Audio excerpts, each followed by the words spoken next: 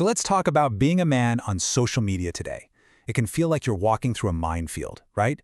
In this explainer, we're going to break down how to turn that minefield into a mission so you can build real influence that's brave, authentic, and yeah, even controversial, but for all the right reasons. And that really is the big question, isn't it? Is the online world a minefield of toxicity you should just avoid? Or is it a mission field, a place where you can actually make a real positive impact? We believe it's a mission, and this explainer is your guide to choosing that path. Okay, so first things first. Before you can choose your path, you've got to understand the battlefield. And right now, social media is the main arena where all these ideas about masculinity are being defined, debated, and honestly, fought over. Look, young men today are caught in a total crossfire. On one hand, you've got these hyper-masculine, alpha personas everywhere. And on the other, you have these much healthier, evolving definitions of what it means to be a man. This clash, it's creating a huge amount of confusion and a real identity crisis for an entire generation. And make no mistake, this is not just some abstract online debate. It has severe, real-world consequences. Just look at this number.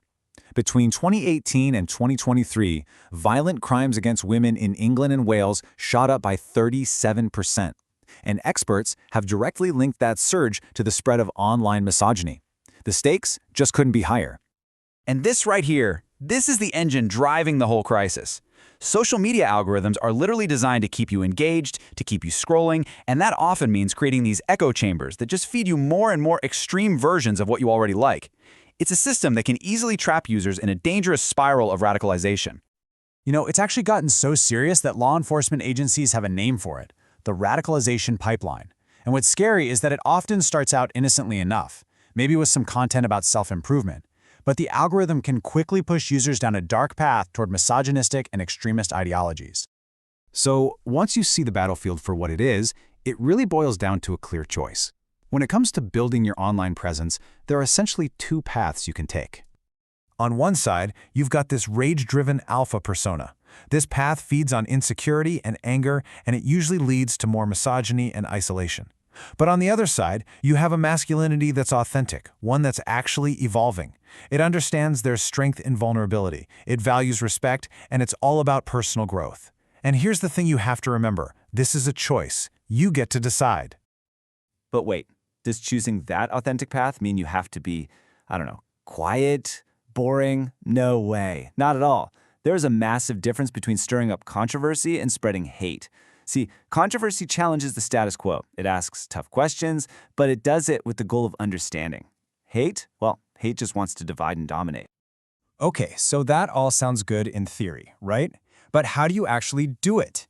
This next section is your playbook, a practical guide for building a courageous, impactful, and just fundamentally humane presence online. All right, step one, and this is huge. It all starts with your internal foundation. First, you've got to clarify your why. Before you post a single thing, ask yourself what core values you're trying to represent. That's your anchor. Second, be deliberate. Just pause. Take a beat before you post. Don't just react emotionally. A powerful voice is built on principle, not just raw passion. Okay, once that foundation is solid, then you can start taking strategic action. And the key here is authenticity. People don't connect with a fake, polished image. They connect with real struggles and real growth. And you can amplify that by mastering storytelling. A good story creates an emotional connection that, frankly, algorithms just can't compete with. So what does that actually look like day to day? Well, it means documenting your learning process, not just showing off the final result. It means being willing to admit when you're wrong and actually change your mind. And this one is crucial. It means showing the messy middle, that part of the journey where things are tough and uncertain. That's where the real connection happens. Now, let's be real. If you're doing this right, if you're being truly authentic, you are going to face some pushback. It's inevitable.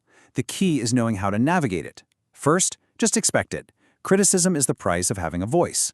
Second, learn to filter the feedback.